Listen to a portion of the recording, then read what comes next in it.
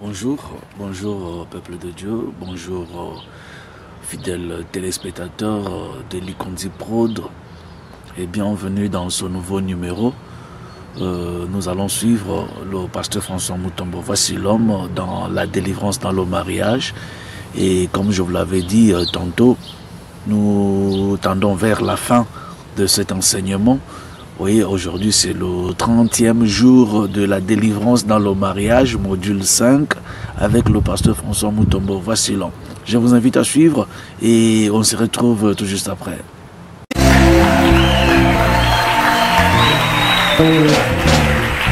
Amen. To sali à côté les mabisonios, batanga Bible. Tozali na mukanda na juge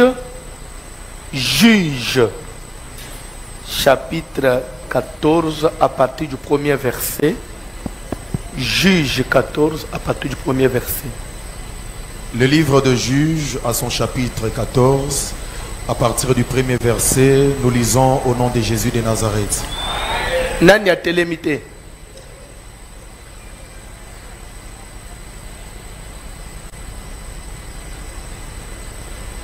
Donc ça ne te gêne pas ou bien ça te fait plaisir de ne pas autour d'un an à te briller. Donc on a eu qui bien, au bimi vedette.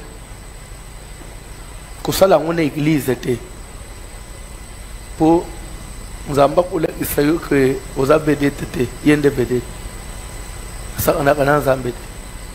Ils ont pas j'ai que ça là on est église était. Tanga Bible papa. Samson descendit à Timna. Landa très bien. Samson a quitté Namboka na Timna. Et il y vit une femme parmi les filles de Philistins. Kuna aye komona mwasi na kati na bana ya basi ya ba Philistin. Lorsqu'il fut remonté, Na tango azongi na Israël, il le déclara à son père et à sa mère et dit: aye kolobelango tata na ye pe alobeli mama na ye ayebisi bango boye. j'ai vu à Timna une femme parmi les filles de Philistins. Namoni na Timna mwasi parmi bana basi ya ba Philistin. Prenez-la maintenant pour ma femme. Bobalela ngai sikoyo akoma mwasi na ngai. Son père et sa mère lui dirent: Tata na ye na mama na ye bayebisi ye. n'y a-t-il point de femme parmi les filles de tes frères? Est-ce que basi basili na kati na bana ya basi ya bandeko na yo? Et dans tout notre peuple, Na mboka na biso mobimba wa na Israël yo moni mwasi te? que tu ailles prendre une femme chez les Philistins? Ya yo okende kozwa ya yo mwasi kaka na ba Philistin Qui sont incirconcis. batu oyo bakatama ngenga te. Et Samson dit à son père: Pe Samson aye koloba na tata na ye, prends-la pour moi, zwela ngai ye car elle me plaît. po ete asepelisi ngai. Son père et sa mère ne savaient pas que c'était 40e verset. quatrième. Je voudrais Hollande bien parce que sous thème oyo toza nango sikoyo oyo ekomema biso jusque dimanche oyo tozolobela likolo ya les influences spirituelles dans le mariage. Hollande très bien. 4e verset. Bandela. Son père et sa mère ne savaient pas que cela venait de l'Éternel. Papa na ye na mama na ye bayebaki te ke likambo wana nzambe aza na nsima. Car Samson cherchait une occasion de dispute de la part des Philistins. Po ete Samson abandaki koluka na nzela ya kolinga bana ya bafilistin e makelele ebimela wana comme ça azwa moyen ya kobanda kobundisa bafilistin. En ces temps-là, Tosukeli wana fanda na se.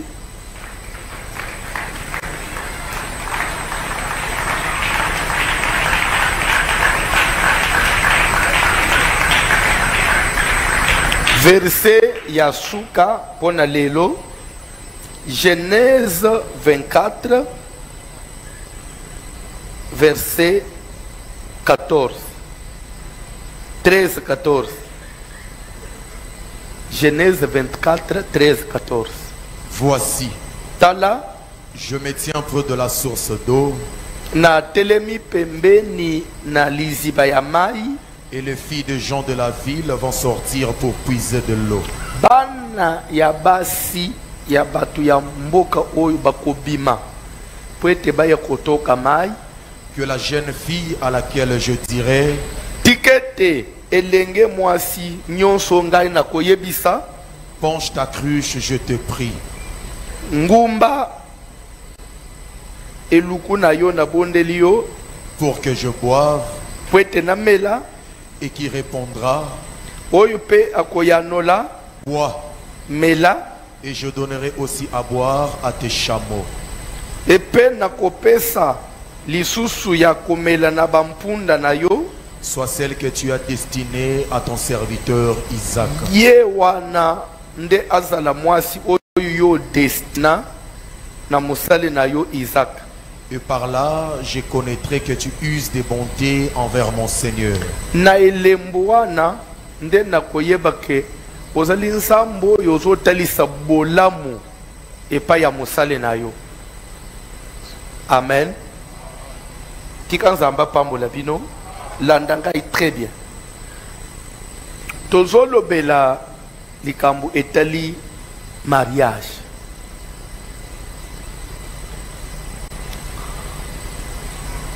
Mariage, c'est la première de toutes premières, il y a institution, il y a liboso na planète Terre. Nzambe akeli lola mabele, akeli banyama bandeke bambisi na mai banzete, akeli bikela munyos. Na sima nzamba ye kokela mutu na ilili na ye azo place ye na mabele atie mutu azala mukonzi ya biloko nyonso. L'homme avait été placé sur la terre comme administrateur.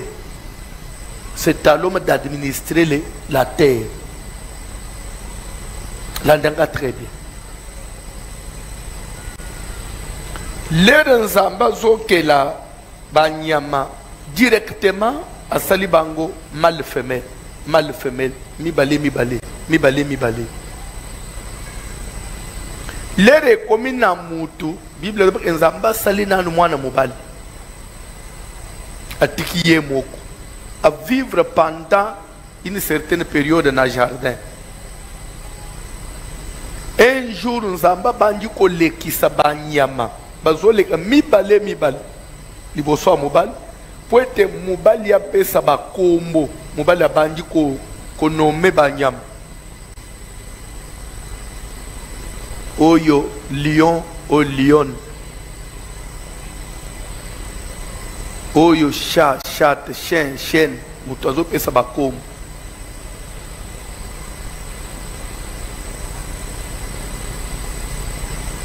Mais Moutoupe a lobbyé l'autre côté.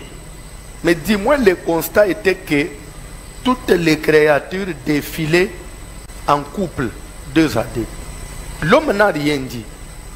Dieu lui-même va faire une déclaration qu'il n'est pas bon que l'homme soit seul. Je vais lui faire une aide semblable à lui. Zamba lalisi mobali pongi azui panzi asali mwasi amemi liboso ya mobali et le mobali asuki na pongi. Vous savez, déclaration à cela qui voici cette fois celle qui est au sein de mes os chères de ma chair, on l'appellera femme parce qu'elle a été prise de moi. Au lieu souke la wan, Bible dit et Dieu les bénit. Contrairement à bikela munyos, nzamba kela lion ya mwasi na mobali apambula bangote. Akela bambisi apambula bangote. Mais les communes en mout, et Dieu les bénit. Et il le dit. C'est ainsi que l'homme quittera son père, sa mère, s'attachera à sa femme et les deux deviendront une seule chair. S'il vous plaît. Et pas ya banyama, quand bien même baleka qui couple, mais bazala qui marié te, l'anda très bien. Bazala qui marié te, banyama babala nakate.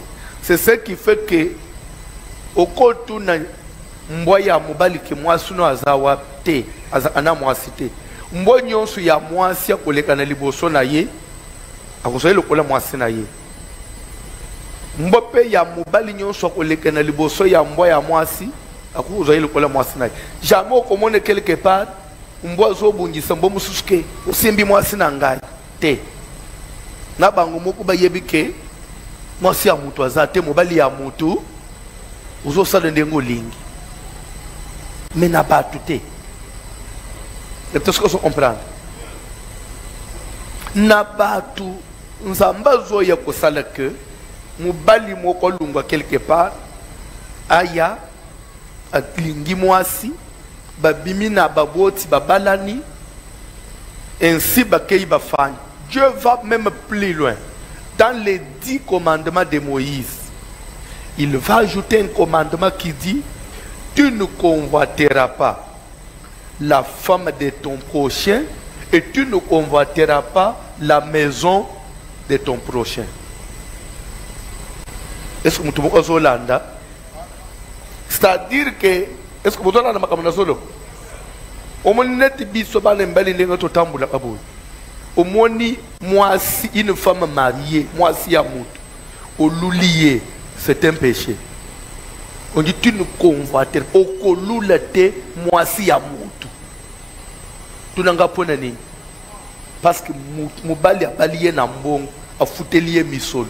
Et on dit tu ne convoiteras pas la maison de ton prochain. Muto sominda una sota tonginda una ye oluli yango bisuke za la kaneti yanga. Non, c'est un péché. Donc c'est-à-dire que quand on épouse une femme, elle devient bien privée à mutuana. Est-ce que vous comprenez? Est-ce que vous comprenez? Est-ce que vous avancez? C'est ça le mariage. Bible zolo ba que l'air Adam na Ève bazana jardin.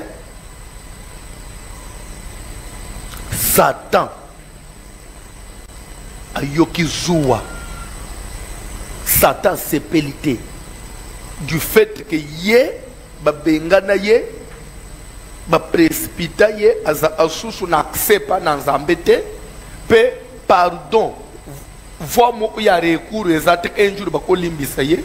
Mais à mon âme, Moutou, moi sina mobile, de temps en temps, Zamba Yaka, Adam Bozawa, Basololi, Zamba Talibango, après Zamba Boke Nakei, Nakika Otelebino, Natongo Zamba Ye, Bolamuki Malam, Naba 14h Zamba Ye, est-ce que Boliaki déjà? Naba Poko Zamba Ye, ok, journée Lekindengeni, ça tourne, oh, tant Bango Bazaba Nan, Bazo Aba Faveur et Nyonso. Combat ya mariage, combat ya mariage. Tant musu yo zo kaniseke, ozo bika bitumba na libala, tant musu po famille na bineza famille a bien été. Non, mais je vais vous demander une chose. Adana Eva bazo bitumba na mariage, ba utaka na famille ya mabeto ya malamu. Mais Satan a bungisa ba. Libala kaka eloko benga mi libal, eza eloko abitumba. Et ce que l'on et l'autre a un mariage et zali et l'autre Satan a linga ate.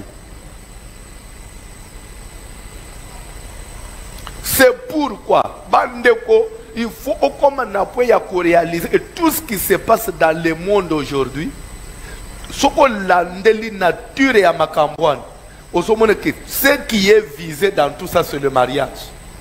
Les toujours comme on a libala ya mwasi na mwasi bazo balana. L'État a officialisé. Mobali na mobali bazo balana. Et ça qui d'abord biloko moko, et ça qui au salé makalaya, ya kobatama ndakisa lere tozo kola boza bana mike boza mwana mwasi bozo vande bino na somo wana peut-être ya kobanga ke bapara bamone ke na lingi mobali ndo omone bino basi boza mike des fois bozo sakana boza na chambre bozo simba na nzoto bozo benga kikarine bese bana mbali pe bozo sakana. Donc il n'était le umoko ya kobatama ya soni quelque chose d'ordinaire. Mais tel comment Satan va plus loin, azoka matelo kwa même na niveau mondial ya que lelo mobali na mobali bazo na point ya que bazo sala mariage bazo ota moko la tu vois moko na mandefu normal o onde mwasi nanga. Mais bisoto yebi que mwasi azali d'abord un être vraiment contraire na mobali aza féminin. Mais yo mobali neti ngai okomi mwasi na ngai ndengeni. Tout ça, qu'est-ce que le diable cherche? À étouffer le véritable mariage. Pour dire que lui n'est pas d'accord avec ça. Et ce qu'on y évite, et l'oko wane sali que lelo na bamboka wana. Yaba mindele wana. Vrai mariage, ils ont endana aussi. Ils ont endana aussi. Les gens maintenant préfèrent plus. Moi, ça, c'est la moninga moi. On va la donner moninga moi. Que kobala na boy. Ozokuta olie suka na niveau ya C et kotiti na niveau ya ba institution. Nebite ce oyebi. Yayi vote salamaki hier nde premier ministre oaza ina fonction na Canada auti kolungwa na pouvoir Trudeau alungwa na pouvoir aponi ministre ya sika. Il a fait 12 ans. Amen. Alléluia. Mais tata oy nebite soko yebika zale imwasi aza mwana mobali me aza imwasi ya mwana mobali mususu ya okamweza nini bayaka pe na réunion officielle ya gouvernement azoya na mobali na yewana bayeba fandi on dit on vous présente le couple du premier ministre mobali na mobali. Et c'est donc ozo mituna mais tala na nusko na niveau wana ozo kuta na niveau ya ba école bazo tangisa bana maître zo ebisa bana oza na droit ya osalo yo ligne soko sepeli ndengo za mwasi oza l'aise te ozo trouver il fallait osepela na yo oza la mwana mobali oko changer pe yo pe oza mwana mobali osepela oza la mwana mwasi oko changer pe muto ko telemela yo te okomona ka mwana ye nando ite dit maman en tout cas moi je ne me sens plus à l'aise d'être une fille, en tout cas moi je deviens garçon et c'est fini. Comme ko telemela yete baboto lié a commis à l'état. Ce cas en tout cas je me sens à l'aise, je préfère être une fille. Automatiquement ozo bande ko sombele ba sous-vêtements ya basi ba robe ya basi ba sapatu ya babilo na yenyo se komi ya basi.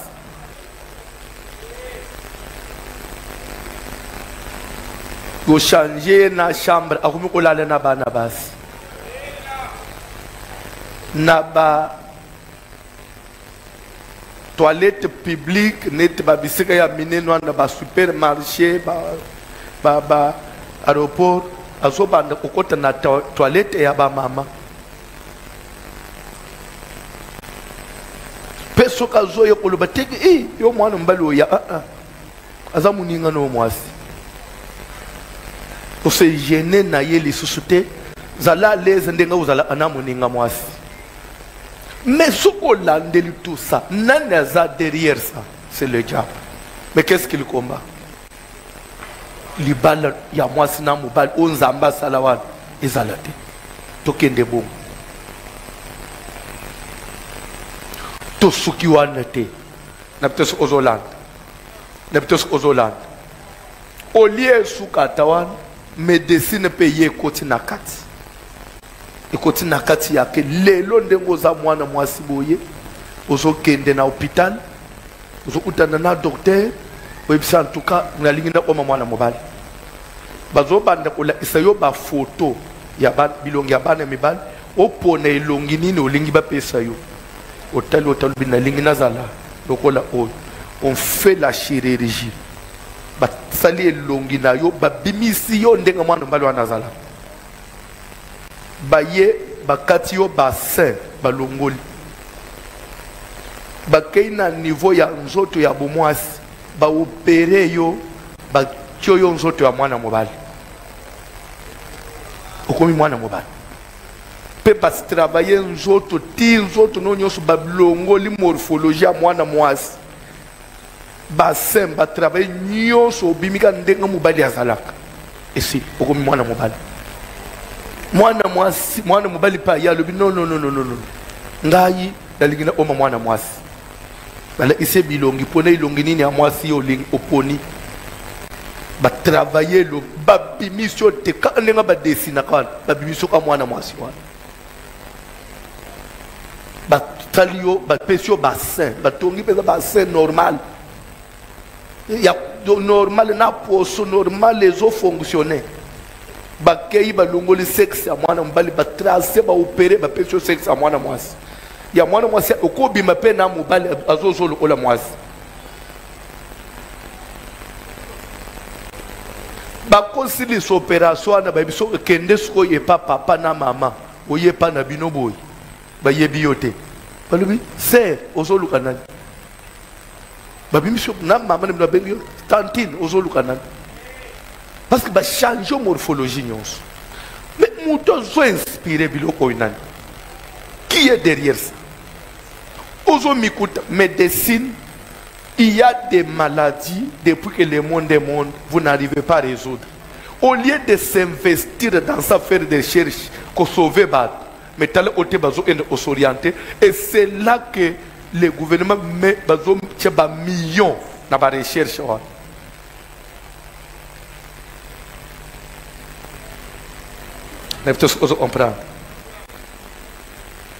C'est pourquoi tu connais une chose. Au moment où tu as Poutine, Trump, asa na païen, aye banzambe te, Dieu les soutient.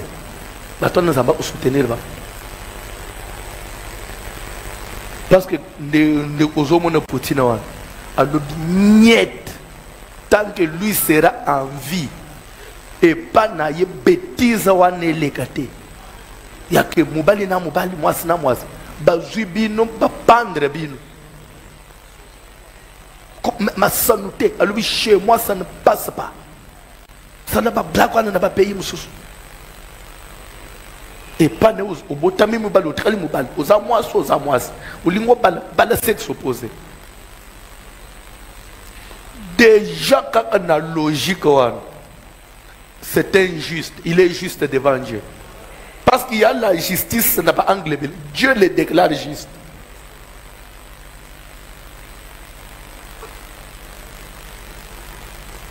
Des choses que je comprends. Libala eza eloko moko eluka makamakas ebunisa makamakas. C'est pourquoi moment ya kozo telemo lingo s'engager na mariage bakenda analoyengete. Bakenda analoyengete. Contrairement si on a oué ça na mukili. Moment ya que boza na fiancé, soit boza ba proposer au lieu boza la nataya ba prière ko lukanzambe ko tika likambo na maboko na nzambe Seigneur kamba biso orienté biso te. Eza ya ba appel vidéo. Allô? Allô? Allô?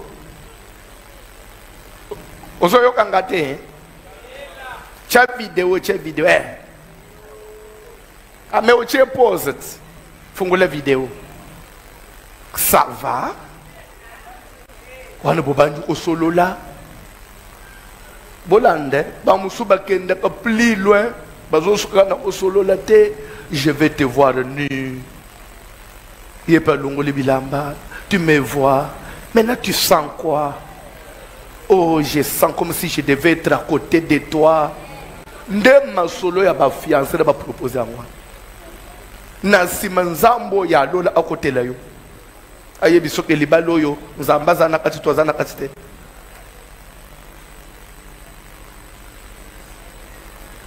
bakamati fungula ya mibale bapesi yo oyaka kosala ndako lelo oke osala ndako bakangeli yo kuna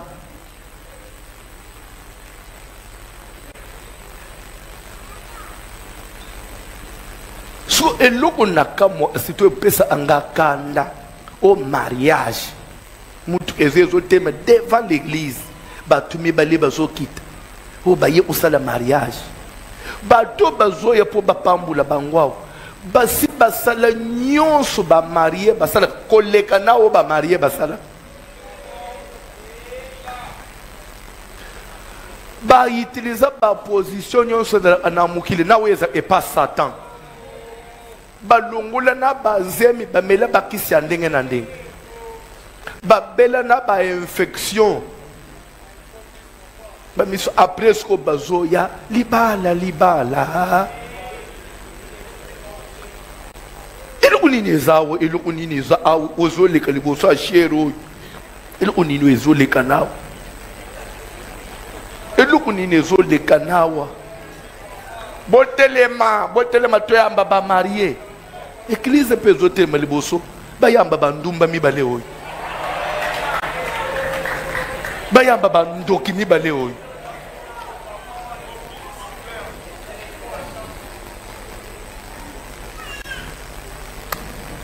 ok loba sikoyo frère loba pona mwasi na yo oyebi ke y a des bêtises esama na baeglise ebele awa nde na telemelango bakamati papier bapesi mobali poema banda kotanga moi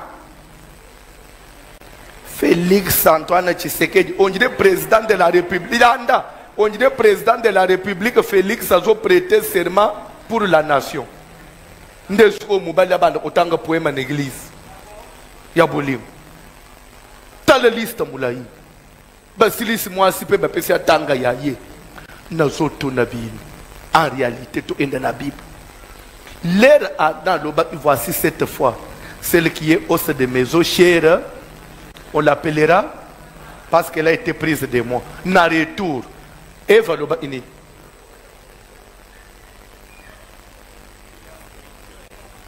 Eva soya loba ini Eva loba ini ote yo pe loba ezalaka na place nini na Bible soki osali bongo te bajene ba osepela na yo te fonga pe na lata voile faut voir seulement pambola ngai na lata bak salango mepika na oyekoya pika na oyekoya na sima. N'oublie pas, tu t'es marié, gloire à Dieu. Mais le diable existe. Il n'a pas commencé avec toi. Il a commencé depuis le jardin d'Éden. Il a frappé le premier mariage. Le diable a frappé le premier mariage. Moutoua salaba poème. Voici cette femme, celle qui est os de mes os, chair de ma chair. On l'appellera femme parce qu'elle a été prise de moi. Adam, où es-tu? Oh, j'ai entendu ta voix qui parcourait les jardins et je me suis caché. Tu t'es caché? Depuis quand toi tu t'es caché? Oh non, parce que je suis nu. Mais monsieur, tu as été toujours nu depuis que je t'ai créé. Est-ce que c'est aujourd'hui que tu deviens nu? Directement réflexe et en zambé. Ah, est-ce tu as mangé le fruit de l'arbre dont je t'avais défendu? C'est pas moi. C'est cette femme que tu as mise à côté de moi. Ce n'est plus la chair de ma chair. Ce n'est plus l'os de mes os. Tika yebisa bino une chose. Omoni mubali oyo. Aza même près oyina mama bota yo. Oyina papa. Asa tondi sa yo na ba. Poema na mutuan. pour toi je peux mourir. Kende kaka libala wana. Une année, 2 ans, 3 ans, 4 ans, 5 ans, au botité. Akuwanga na yo.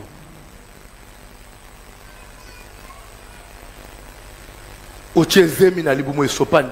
Zemi na libumo esopani. Soit au bandu okufe la balle. Okokoma la femme que tu avais mise à côté de moi. C'est ça, la vie sur terre. Omoni mwasi wana. Oya benga kayo. Soki bozo solo la zo lalisa misu. Azo lalisa voa unjire muyembi. Bozo solo unjire ya zo njazo yembi. Mwasi wana kende fande ne nandako. Bela kota ndako. Une année, 2 ans, 3 ans. Après où tu n'as yes bolimo. Soka kuvande la yo. Le mariage. Bible zolobake Samson a komi na âge ya kobala. Na mboka na Israël mubeku eza euta na bakoko a bakoko. Vous ne pouvez pas contracter des mariages avec les Cananéens. C'est la loi de Dieu. Vous ne pouvez pas donner vos filles à leurs fils, ni leurs fils prendre vos filles. Je suis l'Éternel. C'est la loi de Dieu. Et c'est dans la tête de tout le monde. Mais Samson, il y a un jour qu'il y a un Moubekwa. L'obilub sugaye, namoni mwasi. Ya wap ba Philiste. Akenda zongi, namoni azui déception kuni. L'obi azongi lisusu, amoni mususu. Wap ba Philiste. Ti papa na mama balui, non? Papa, ya vanda nanwa. Mwana na biso, ezanini. Yo c'est-à-dire Israël mobimba nyonso. Mwasi akitoko pono azala ate. Mboka nyonso ese, mwasi ya propre ya kitoko pono yo azate. Habite, ngana mona mwasi na Israël te. Donc il y a yo mwasi, ngai kaka na ba Philistin. C'est-à-dire que papa na maman ba conseiller ba lobi nyonso albi. Ngaka. N'est-ce pas quelque chose? N'est-ce pas quelque chose? C'est entre nous. Ata, au moins vérité, malamu, ne onoye bisayo, et bien son supporter ngai. Je suis ton frère. Laisse-moi te dire la vérité.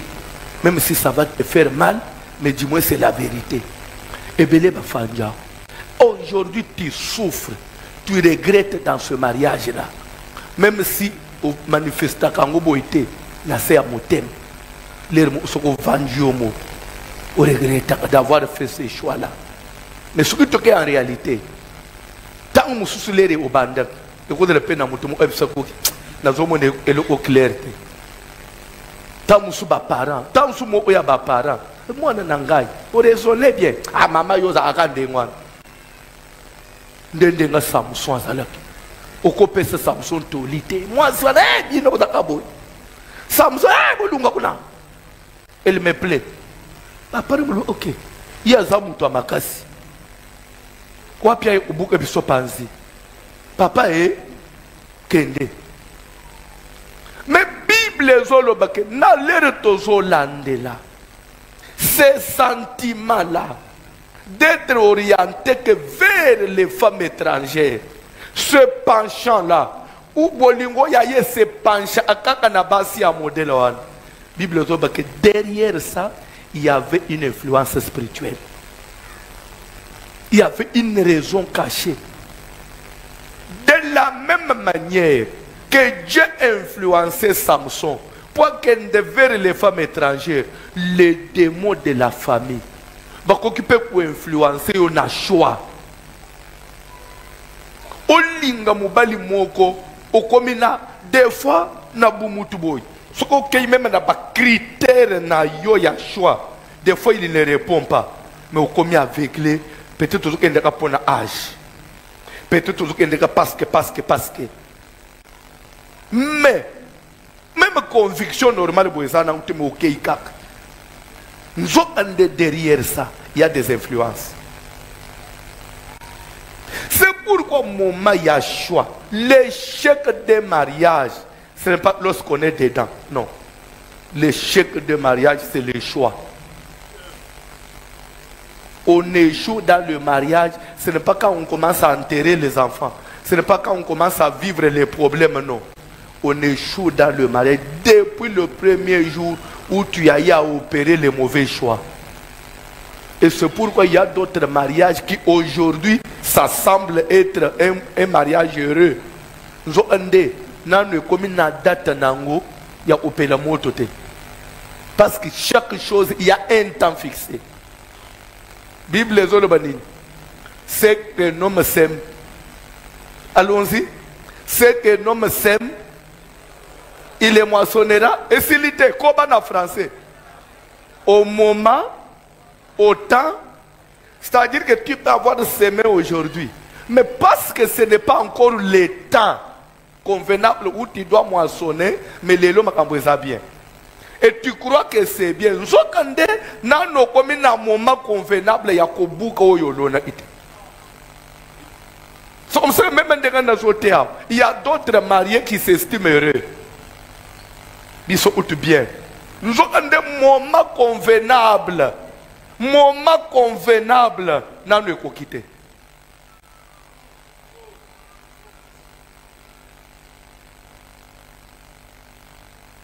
Et dans la batu musus, bayiba biloko abatu, aso tamboule bien passé à l'aise. Il croit que c'est passé. Nous avons des moments convenables ya kobuka malero anana noyete. Faites attention avec les spirituels. Le monde des esprits, c'est un monde à part. Toujours koba. Na pese di Genèse 24 verset 14. Abraham Azobeng Eliezer, un des anciens de tous ces travailleurs, l'intendant, c'est-à-dire que les gérants, les garants de toute sa richesse, c'est-à-dire Moutoua Kati, il sait que mets ta main sous ma cuisse, jure devant l'Éternel, jure devant l'Éternel, qu'on s'en le blague, na libala ya Isaac. Tu connais bien une chose. Dans mon place, Abraham a fait giresser Moutoua Moussal pour le libala ya Ismaël. Dans mon place, Ban 6, Abraham a botana ketura. Dans mon place, Abraham a landé ma bala na bangote. Mais il y a Isaac. Abraham a engagé Nzambe alliance. Pour dire que le mariage, c'est toute une destinée. L'ibal, c'est toute une... Quand tu t'engages là, c'est-à-dire que tu engages toute ta vie, tout ton succès, c'est-à-dire que votre vie sur terre, tu engages une moutoine. Bonheur, au signer bonheur, au signer malheur. L'ibal. Babala kanalo yengete. Kobala pona ko sepelisa batute. Kobala pona ko prouver mutute. Parce que ça na mutu yo ko prouver to komi prouver kaka yo moko. Même papa na yo, même maman na yo, akodala no na chambre bisiko bano kende omona makambote. Ata oge olele la maman akopesa akutoli asuki libanda. Lero kotaka na kati kuna ozala ayo moko. Camarade peut causer la naïote. Comme on est même église, toi tu crois que nous serons avec toi éternellement. Tam sozo bal que trouver voici le ngai na odal na éternellement. Lobi nzamba ko fungulo voyage. Oko mepe na Canada, na Hollande yo. Mais côté okoken de ka yo mo ona libala na yo. Tam sozo ka que même ndenga na zo te yawa, j'ai un intérêt sur ta vie. Bandeko, je suis avec toi dans le moment où on va permettre tout ça. Mais ton avenir, c'est Dieu seul qui sait comment orienter. Nazalek na ebela ba mususu na balela bango ba mususu ba ke ba serviteur ba zo ka bangonde ba koloka lembelem ba kendete bongo ba bimi ba pasteur bazo mona suka lembele na mutuna papa bakei nanga ukanisa que vie na yo zota yango par rapport à moi. Je ne suis qu'un prédicateur de l'évangile. Je fais ma part et je me limite là. Et je ne peux vous donner que ce que Dieu m'a donné. Et je ne peux souhaiter que votre bonheur, que plus tard, à Tozawap, au Vanjo Lobby, que Dieu bénisse voici. Aïtangai. Amen. Et ça, na mois de février, na Canada, il fallait na kende osambele la famille moko na Ottawa, na Montréal, na sambele la famille na Ottawa, après na sambele la famille musu na Gatineau. Gatineau c'est une ville entre Ottawa na Montréal. Un jeudi na Zumutuka pona ukita Ottawa. Ottawa, Montréal, c'est 2 heures, il y a autoroute. Quand on dit 2 heures à autoroute, ils ont là, n'est pas autoroute, c'est-à-dire qu'ils ont là aux simba frente. C'est-à-dire que si vous roulez 100 à l'heure, c'est 100 à l'heure. Aux simba frente, il n'y a pas de feu rouge, il n'y a rien, vous avez des potes à 100 à l'heure. D'ailleurs, ils ont même là-bas limité. Comment on dit? Il y a des commandes, il y a limitation, il y a vitesse. Vous pouvez commander na volant na yo au 100 à l'heure. Au long de l'accélérateur. Mutuka ngomo ekomi comme maka na 100 à l'heure. Aussi bien au volant. Amen. Mondela qui est encore plus loin actuellement. Au koki au 100 à l'heure. Aussi bien volante. Mutuka ngomo ko même. Ce qui courbir, il y a un mot et seul courbir. Ce qui m'a dit que soit freiné, il peut à freiner, il est mot. Le véhicule se conduit lui-même.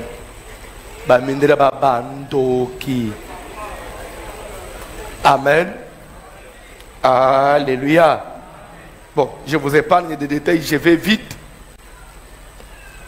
Tokomi à Ottawa, j'ai prié dans 2-3 familles. J'avais aussi rendez-vous dans une fille de l'église qui est dans la ville de entre Ottawa et Gatineau. Donc, Ottawa, 45 minutes, dans la ville de 30 minutes, au Gatineau. Donc, je devais aussi aller prier pour elle. C'est une fille célibataire, mais moi, dans l'église, famille n'est pas allée. Les qui n'aillent souvent vendent à mingi place. Bandeko, vous savez, des fois, bon, ça c'est, faut pas m'en vouloir, hein. C'est ma discipline. Ngai l'air na voyage à Libanda ya Mboka, na lia kanabanda kwa batute. Même si c'est toi qui m'as invité, je ne mangerai pas chez toi. Nalia à un restaurant. Tunanga ponani naza ana caprice à kolia na ukakaba cuisine belete déjà za banda kumususu na monika andengeza na kolia te. Donc pour éviter ba mabakwana na yebisa bango, s'il vous plaît, ne me mettez pas na programme ya olia na lia na banda kwa batute na lia ana restaurant atana osale mwandinga na kendawa tina ozonga. Je mange dans les restaurants. C'était déjà presque 2 semaines. Je mangeais dans les restaurants. Et là, je devais prier dans la maison de notre fille là. Naba pasteur, tout ça que nabangu yakuna. Arrivé, to côté nandaku. Oh, tout le monde à moi. Ça c'est ta maison. Maman, j'ai trouvé une maison propre. J'avais dit à la fille, un jour on a témoigné une maison propre. D'abord, selon moi, parfum. C'est ta maison? Oui, c'est ma maison. Tu es seul, je suis seul. Tu l'as fait parce que tu na koya ou bien aux alakabongo. Abi papa, Je ne l'ai pas fait parce que koya naza mwana ya bonsoir au formanga oyo te yebiso na bonsoir je pratique ça na biso kosi fais-moi visiter toute la maison et papa tokei tokoti na chambre propre toilette propre na koti na ba chambre musu ya ba visiteur j'ai une chambre visiteur des fois ceux qui mutoyer ba luakango tu peux venir tu peux louer 2 jours au fouti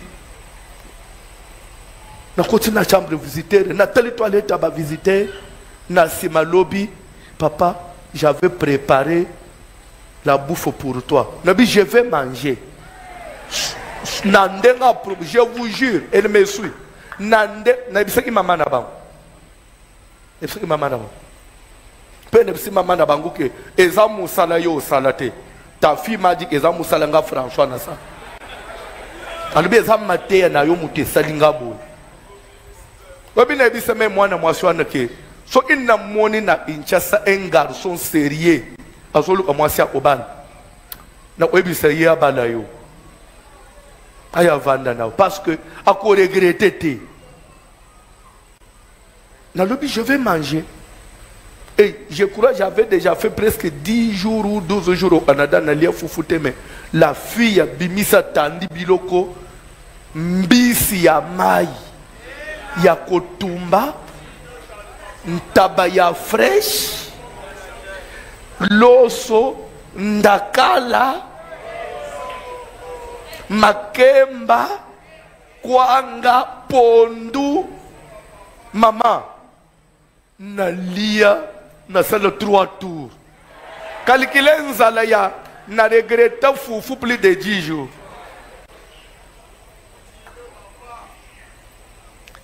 mais après tout elle me dit pasteur c'est toi que je dois remercier parce que oyo nakoma nazwangu nanda kwa mama nangate je lis ça de tes prédications. C'est pour dire que Moussala Nassala et Kenda Anamaïte, il y a des ceux qui me suivent attentivement. Pèse, bazo comme abad. Et zappen à Moussou, on a blague. On a mon message. À Kanisita Moussou, je viens pour vous taquiner.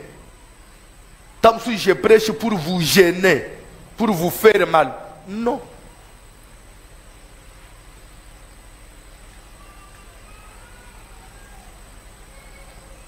Amen. Et la fille me dit, ce qui famille n'a gagné sur bakoma na kalemele ngamutu ye mutu amema bango. Amema bango koma na ki jeune âge denga bana basi bakolaka parce qu'on était qu'aventure avec un garçon qui l'a engrossé aboti mwana garçon akimi asunduli na mwana. Mwana zaki ko bela mwana na bela kasila amakila muke muka bela sili makila. Un jour, à un hôpital, infirmière, oiseau soigné, elle dit, ah, mais il y a yo mwana, eza nini, tolembi mwano, tout le temps makila, yangu yo koluka nzambete, elle dit, na sambe habité, umuni mwano, kenda n'est pas voici l'homme. Infirmière, elle dit, bon, elle dit, voici l'homme, elle lui a passé adresse à l'embélé. C'est le jour où aye koluka, il y a un lundi, il y a prophétie, prophète Simbi m'a santé à moi, albina tikalea. Prière, moi na paix, abika, l'air ba parler, ba moni moi na biki, ba ngonyoso, ba ye aw. Prière, aye ko voyage, ya Canada, ya Kei, famille ba tikalea. Comme ça, il évolue. Ça, c'est Dieu. Les petits choses comprendre. Famille ba utaka musika na njili. Parce qu'elle habitait Njili. Chaque jour, il y a une prière. Matthieu, Tolito Zopesa. Le mariage n'est pas une blague. Ça l'aventure.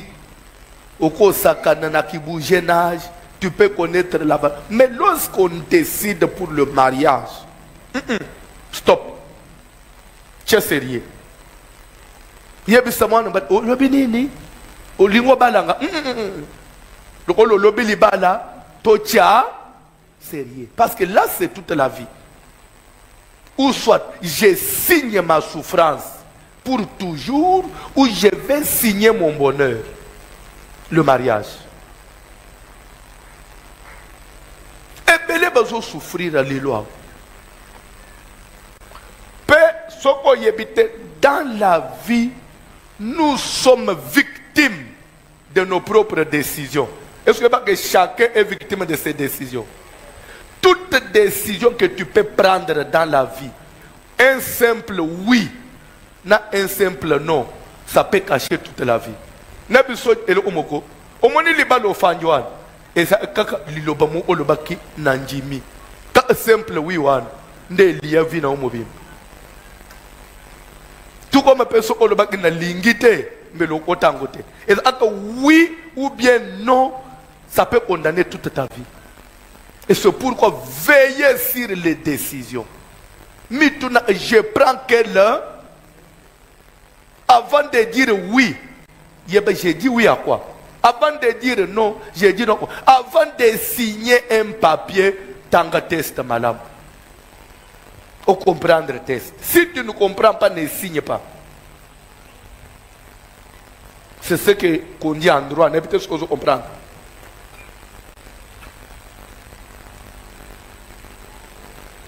Eliezer accueilli pour nos kobala. Je vais filer. Je suis presque à la fin. Je vais arrêter dans 5 minutes. Eliezer accueilli pour nos kobala Rebecca. Bible zolobeka komi pembeni ya ville. Atie bampunda pembeni. Yemu ofuka minase. Abandi prière. Éternel, Dieu de mon Seigneur Abraham. Je me tiens aujourd'hui près de la source d'eau. À l'heure où les filles des gens de la ville vont sortir pour puiser de l'eau. Que la jeune fille à laquelle je dirai, Pache ta criche, fais-moi boire. Celle qui répondra oui et qui donnera aussi à boire à mes chameaux. Sois seul, s'il vous plaît. Sois seul que tu as destiné. Nalingi Olobaning. Pour dire que Dieu est un esprit. Dieu destine des femmes pour les hommes. Et il destine aussi des hommes pour des filles. De la même manière que Dieu destine, le diable aussi destine. Moi, si Nzamba bongisela amutu azalaka, moi si pe Satan abongisela amutu azalaka, mubali pe Satan ko bongisela yo aza. Na monde de ténèbres, batalika kabali, moi no a échappé biso mingi. Tolukele ye mubali oya kwekurule yi. Soki Nzambe na bolingo na ye, asali yo grâce te o échappé na piège wana. Au côté de la même manière que Nzamba ko destiné moi, Satan qui peut destiner moi. J'évolue avec vous. Est-ce que vous l'entendez très bien? Chaque fois que j'enseigne sur les alliances cachées de nos familles, je peux un exemple. Il y a moi Simoko chez une tribu au Kassai, cette tribu qu'on appelle les Bakwakalonji. Il y a des Bakwakalonji ici. Dans cette tribu-là, il y a une femme, Bazaraki Kobenga, Chiamba Wakachi. J'explique, j'ai toujours expliqué, mais j'explique encore. Quand on dit Kachi, Kachi veut dire Nzete Yamouke. Nzete pas comme plante, mais bâton. Hein? Comme moi, petit bâton. Kachi. Kamouchi, comment Nzete Yamouke. Mouchi, Nzete Yamonen. Kachi, comment Nzete Yamouke. On dit Wakachi, c'est-à-dire que les grands chefs coutumiers de Bakwakalonji, je crois que ces noms-là continuent jusqu'à aujourd'hui, parce que le pouvoir est toujours dans cette famille-là. Parce que Bengaye, Mutombukachi. Mutombukachi. Mutombukachi, c'est-à-dire que Mutombu Mwanzete. Pourquoi Bazo Bengaye Mwanzete pour dire que, quand on dit Mwanzete Kawukachi, pour dire que Mutoyo, qui n'est pas n'importe qui, à Kemba. Donc, au coquille, qu'on plie facilement. Kawuka pensa. Pour que ce n'est pas n'importe qui. Chef Mutombo Kati. Maintenant, à l'époque de la colonisation belge, il y a peut-être ce Hollande. Tellement que Mindele base ko nyoko la batu ko beta ko sesa batu misala ba mikolo ya village wan ba fanda na grand chef ba loba que les blancs font souffrir. Il faut tout ça quelque chose pour to comment to ko banda ko yeba makambo na bango o ba planifier o ba sula pona ko nyoko la biso. Mama papa ba sala mwasi on appelle Chiamba Wakachila. C'était une fille. Bayemba kayeme na banzembu ke Chiamba Wakachi wajandamuna. Wajandamuna c'est-à-dire oya mibongolak, ami métamorphosak. Donc cette fille s'est transformée. Soka linga comme mundele a comme une blanche na lobitina adene ya mundele. Une blanche 100%. Soka lobia comme mouindu ya noir, a comme mouindu ya noir. Soka lobia comme jeune fille, a comme jeune fille. A lobia comme coco, a comme coco. A lobia comme maman. C'est-à-dire que, aza loko la caméléon. A changé. Et réunion. Soka comme na milieu ou a comme coco. Oh coco. Soka za distre au studio boy. Au moni jeune maman mon enfant. Au moni tout. Papi coco a sala kia. Abi na yebite. Soka za distre au studio mundela zawad. Oui. Mundela uchi wapi. Et maintenant, qu'est-ce qu'elle faisait? Des fois, on a un missionnaire blanc. On a un Land Rover, na Zamba, parce qu'on contrôlait, on appelait les noirs les nègres. Na bilanga, na bilanga, coton, banine. On a yé, à Kei na Zamba, à Télémi na Zamba, on a que Land Rover a baminde les oya. Pas à une jeune fille blanche, 100%. A bandisco collé la na Zamba. Moni mindele baye ba moni sko loposo na ba na za bal mu ba freiner. Qu'est-ce qui se passe?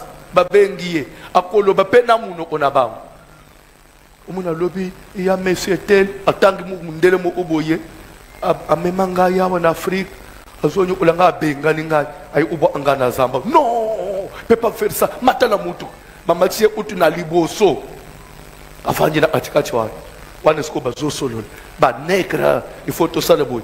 Tu as besoin d'enregistrer.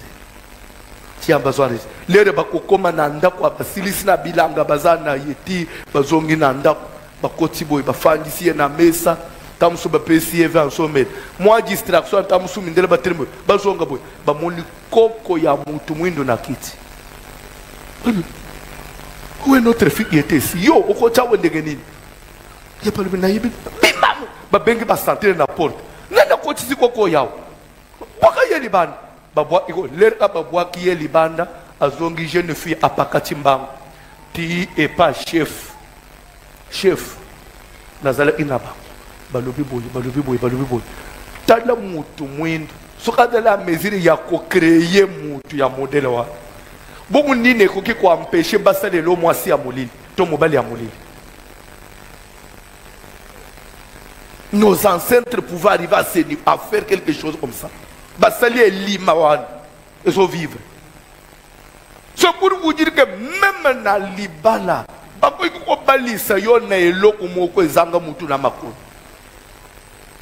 missionnaire, yo kanisike mwasi, maye pour te détruire, pour t'achever. Yo kaniso suis mubali, missionnaire, aye pour t'achever. Yende akokendo male meti akundiyo.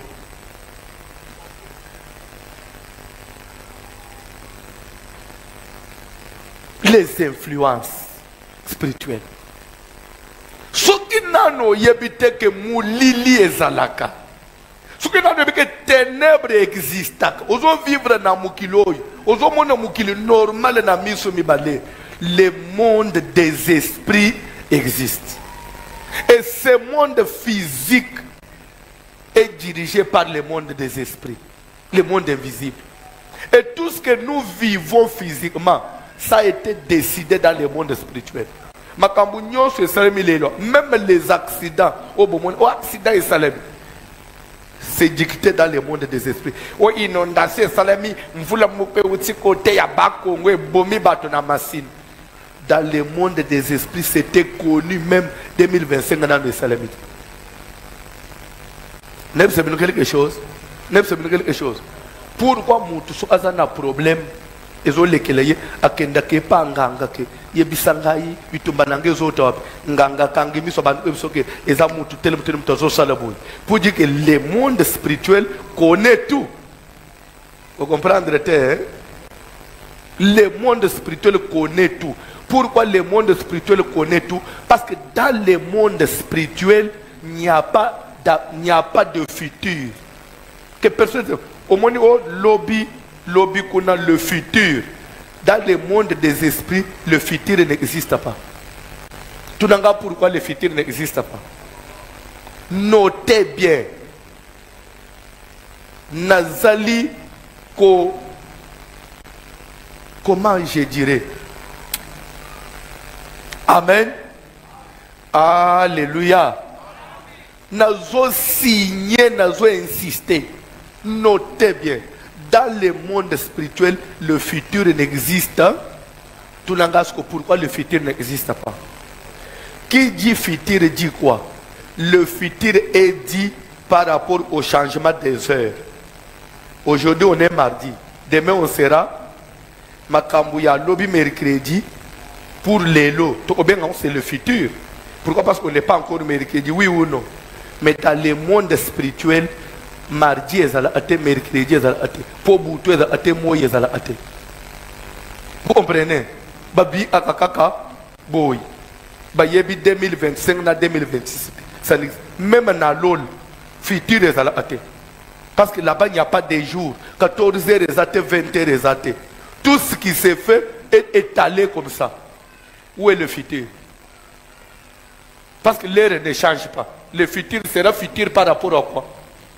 C'est comme ça que quand on prie, les prophètes vous disent Zambazola et Sabazo Kanabou. Le prophète, c'est seulement l'esprit qui puise dans le monde des esprits.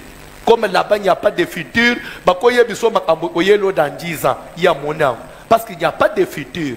Toute la vie d'une personne, c'est déjà proclamé et c'est connu dans le monde des esprits. Nabana Okobot, c'est connu. Nabilongi, Nabango, c'est connu. C'est déjà défini. Et c'est ce qui fait que le diable peut planifier un faux mariage, peut planifier un mauvais mariage, peut planifier la mort. Il est temps. Respect de l'air ces derniers temps et de rigueur. To okoba lobi telemalikolo. Telemalikolo. Nazana bezo sambela muke.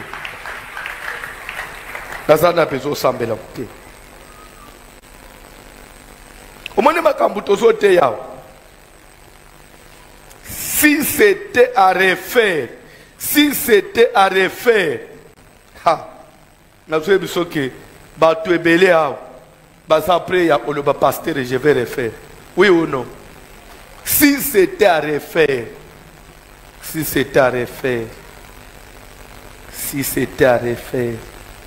mais il n'y a pas à refaire. Tu dois assumer les décisions il y a vu au Yozoaki. Et la même chose quand on dit aller par tout le monde, prêcher la bonne nouvelle à toute la création. Celui qui croira, qui sera baptisé, c'est une décision. Tu crois, tu te fais baptiser, tu seras. Et celui qui ne croira pas, sera. C'est aussi une décision de vie.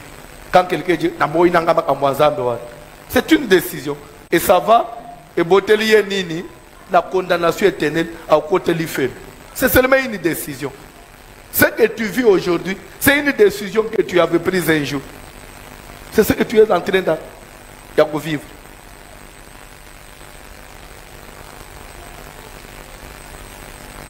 Et ça, le mois de moi, c'est mon kei. Andimika kukushe na mobali mo oboy. Mbala mo kwa suicida. Et ça, une décision, tout c'est une décision.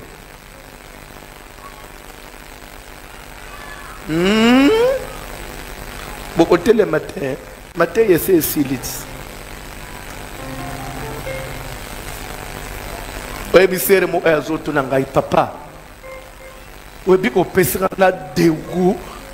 na oma défendre zo tala mibali nyo sama onje ba ndoki so tuninga pasteur so yebisa ngai na ko bala ngani na bise ukutuna nga ndenzambe tuna nzambe abina omi ko banga na mibali tala ekozala o ya satante na bisambela nzambe sambela ko bangelo oteme sambela. D'ailleurs, vous qui êtes encore célibataire, vous êtes heureux. Parce que vous avez tout le temps de faire le choix d'appliquer toutes ces prédications. Toi, tu as tout le temps de gêner, de demander à Dieu, de prier, de demander même des signes. Oba mususu bazwa tenter à kota kaka na loyenge na mvutoma. Lelo basundola yo na bana. Talende ko mkonyo kwa manaba. Mundika sundolio. Décision ya vie. Décision ya vie. Au nom de Jésus. Ce que ça n'a malheur moko. Ce que ça n'a malheur moko. Déjà planifié contre ma vie. Na pourquoi y a l'élo.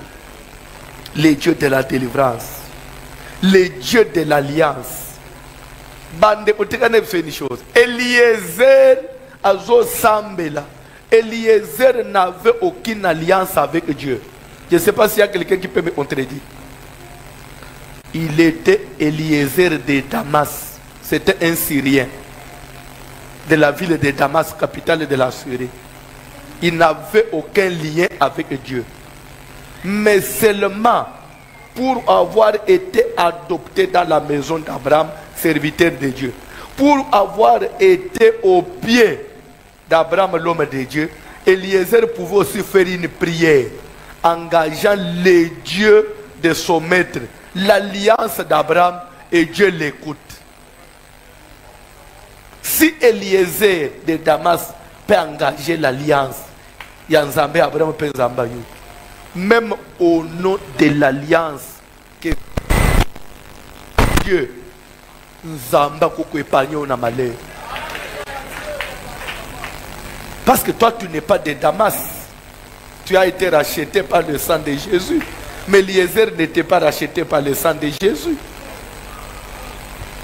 Ozo échoué na vie pour nani. Okoki ko belela nzambe te papa. Mundu kinyos bombe nyos a retardement. Nzo andende ngo bale ufanjwana. Eza na bombe moko. Eza déjà proclamé. Ndenga na fanja unje compter les autres ta. Lere okoma kaka 0-0. Bouh! Nda on peut exploser. Au nom de Jésus. Kaka ndenga tomona ana film wana. Na no mona te bomba basiba proclamer banji kotanga mais mutu mo ya démorcer à désamorcer. C'est ça hein? Amen. Nazana besoin au salle prière. S'il y a une bombe qui a été déjà proclamée, s'il y a une bombe qui attend un jour exploser, alléluia. S'il y a une carte déjà jouée,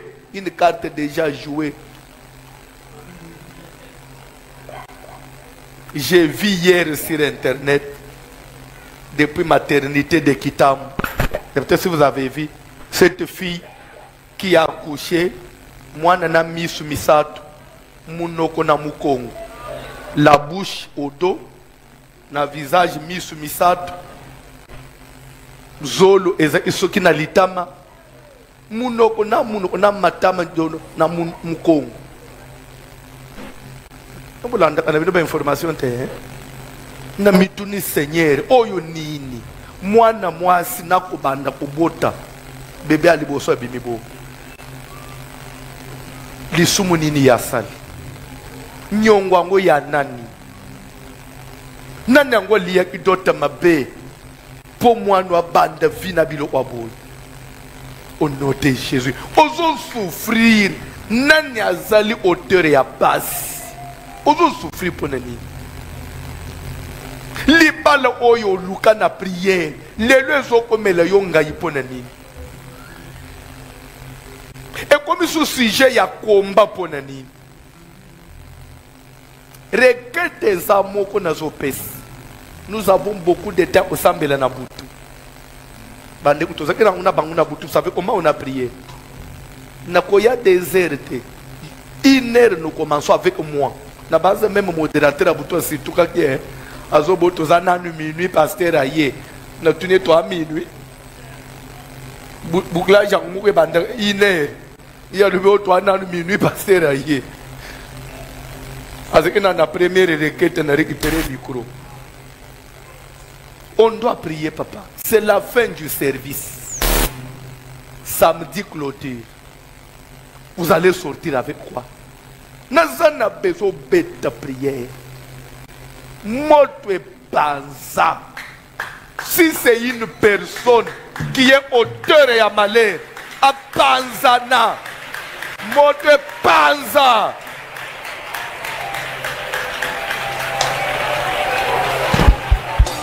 Dans le nom puissant de Jésus-Christ de Nazareth, nazobele la moto na nzambe ezokita, moto na nzambe ezotumba, moto na nzambe ezosikisa, mutu nyonso mai na makila oyo azoelabore baprojet ya malheur contre vie na ngai, mutu nyonso mai na makila oyo azoelabore misala kitoki mpona kotestabilize santé na ngai. Au nom puissant de Jésus-Christ de Nazareth, nazokele kotelemela misala kitoki na ye, nazokele kotelemela misala bonini na ye.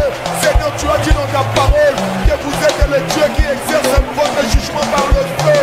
Notre Zokita, notre jugement dans ta paix, et ce que nous tout pas, et ce que nous sitisa, nous tout nous sommes télémis, nous sommes samui samai, nous tout nous sommes maïna maïna sommes téléma, nous avons déstabilisé finanai, n'a pas pour l'élo, notre nzambe Zokita, notre nzambe Zotumba, n'a pas pour faté, n'a pas saboté.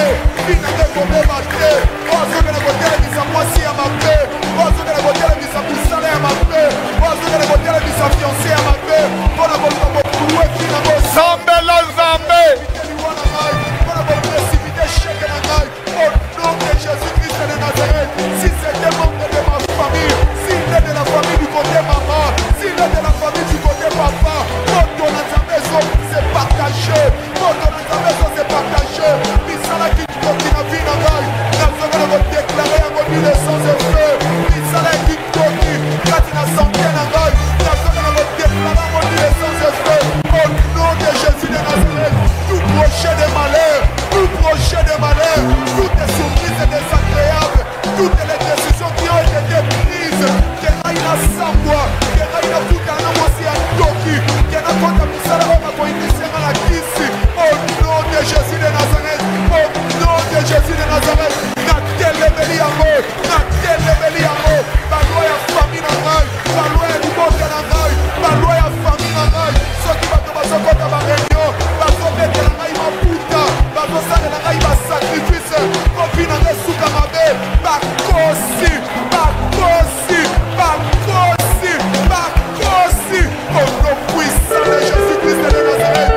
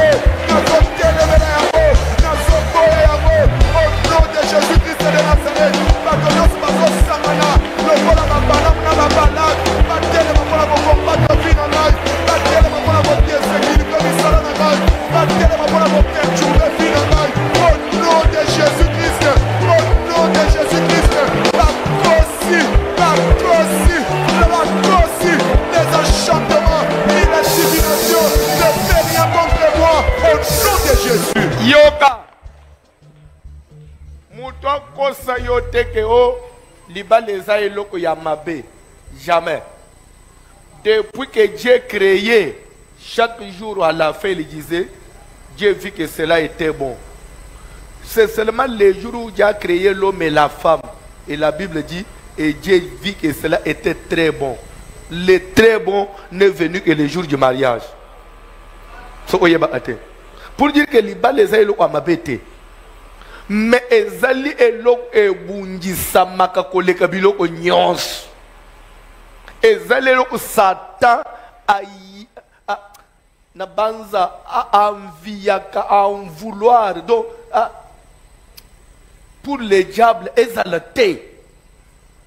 Ce qui mais libala voie normale, stable, non. Les autres sont mal à l'aise. Le diable n'aime pas le mariage. C'est pourquoi libala ebungisamaka. C'est pourquoi yeba que oza marié yeba ozo bundisam. Depuis jour au bala, bitumba na yo ozaleki nango na 10 degrés et comment na 90 degrés depuis le jour de ton mariage.